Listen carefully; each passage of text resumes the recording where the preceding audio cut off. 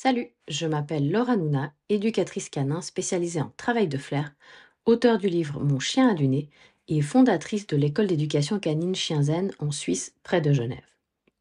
Avant d'entrer dans le vif du sujet de ce jour, je t'annonce avec grand plaisir que mon nouveau site internet a été publié il y a une dizaine de jours. J'ai ajouté des nouvelles fonctionnalités comme la possibilité de s'inscrire et payer les stages directement en ligne.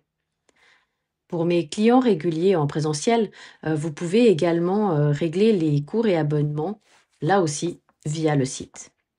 Mais je dois dire que ce que j'aime le plus, c'est le nouveau design, bien plus joli et plus moderne que le précédent. Alors n'hésite pas à y faire un tour, je te redonne l'adresse chienzen.ch. Allez, c'est parti. Dans ce nouvel épisode de la saison 2, nous allons parler odeur ou plutôt type d'odeur. Outre l'emplacement de la cache, donc l'endroit où ton chien doit chercher l'odeur que tu as placée, on peut trouver 3 types d'odeurs différents. L'odeur résiduelle, la fragrance et la trace. Ces 3 types d'odeurs sont très différents les uns des autres et vont être perçus par ton chien de manière bien distincte. Commençons par la plus courante, l'odeur résiduelle. En fonction de la substance que tu utilises dans tes recherches, de la manière dont tu la manipules ou du contenant que tu utilises pour la contenir, il se peut que ton environnement finisse par être pollué. En effet, si tu manipules l'odeur avec tes doigts, qu'un peu de substance s'y dépose et que tu te mettes à toucher les objets placés dans la zone de recherche, tu vas créer des marques odorantes et c'est ce qu'on appelle pollution.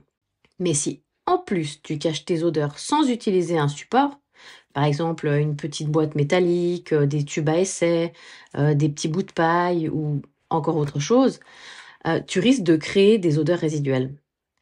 Alors tu me diras que si tu n'effectues jamais tes recherches au même endroit, ça ne posera pas de problème. Et tu as raison. En revanche, si tu entraînes chez toi ou régulièrement dans le même endroit, ça va poser problème. En fonction de l'odeur que tu utilises et de la matière polluée, l'odeur résiduelle peut perdurer plusieurs semaines, voire plusieurs mois. Je te donne un exemple. Le plastique et le bois sont très perméables. Si ton chien recherche de l'huile de truffe, des cotons imbibés d'huile essentielle ou encore de l'huile de saumon, ces matières vont pénétrer le bois ou le plastique, laissant une odeur résiduelle presque indélébile. Alors, comment est-ce que tu peux limiter toute pollution d'un environnement et donc éviter les odeurs résiduelles? Première chose, porte des gants quand tu manipules tes odeurs. Et n'hésite pas à changer de gants, si besoin, au moment de placer tes odeurs dans les caches. Deuxième possibilité, si tu ne portes pas de gants, sois bien conscient de tes gestes et évite de mettre tes mains partout. J'ai l'impression de parler à ma fille. Troisième option, utilise des petits contenants pour placer tes odeurs et évite tout contact entre l'odeur et l'environnement. Passons au deuxième type d'odeur, la fragrance. Ce mot ne te rappelle rien? Fragrance, parfum. Ouais, c'est juste. La fragrance, c'est le résidu d'odeur, mais cette fois-ci de manière plus aérienne. Imagine que tu traverses une pièce avec ton odeur et qu'elle possède des molécules très volatiles. Ces molécules vont s'évaporer pour, bien évidemment, parfumer la pièce. Plus tu vas y passer de temps dans cette pièce, et plus la fragrance sera importante ou forte. Nos chiens ont un flair hyper développé et cela ne fait aucun doute que ton chien va repérer cette fragrance. La bonne nouvelle, si c'est un endroit clos, tu peux sans souci aérer le lieu quelques minutes pour disperser les molécules. En extérieur, tu attendras aussi quelques minutes avant de faire chercher ton chien. Pour conclure, on peut dire que la fragrance est l'odeur la moins polluante. Pour la troisième odeur, la trace, c'est quelque chose de bien connu des pisteurs puisqu'il s'agit de l'odeur ou résidu d'odeur qu'on demande à nos chiens de chercher. Parmi les 3 types d'odeurs que j'aborde dans cet épisode, la trace est celle qui est la plus grande, la plus facile à suivre pour les chiens si tu veux. Alors, de quelle manière une trace peut poser problème en détection? Premièrement, si tes doigts sont pollués et que tu les laisses traîner sur une surface perméable, tu vas laisser une trace. Un peu comme quand on passe notre doigt pour voir s'il y a de la poussière quelque part.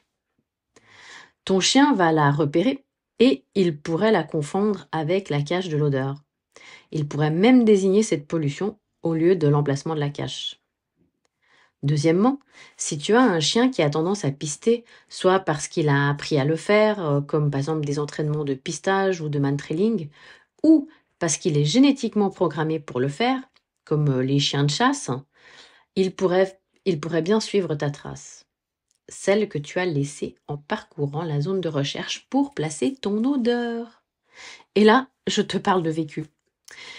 J'ai eu en stage une chienne de chasse qui suivait la trace laissée par le chien précédent pour aller directement à la cache de l'odeur, sans vraiment trop d'efforts. Du coup, pour cette chienne, nous avons opté pour 2 options.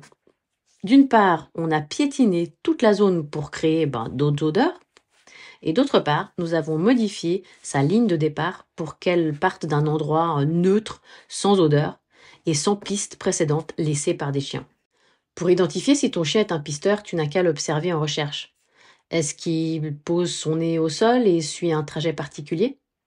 Si c'est le cas, alors tu as bel et bien un pisteur et tu devras trouver des stratagèmes pour qu'aucune piste ne l'amène directement à la cache. Voilà, on arrive au terme de cet épisode. Maintenant que tu connais ces 3 types d'odeurs, résiduelles, traces et fragrances, à toi d'adapter tes entraînements et être bien attentif à l'environnement. Si tu connais des personnes que cet épisode pourrait intéresser, n'hésite pas à le partager ou à leur en parler.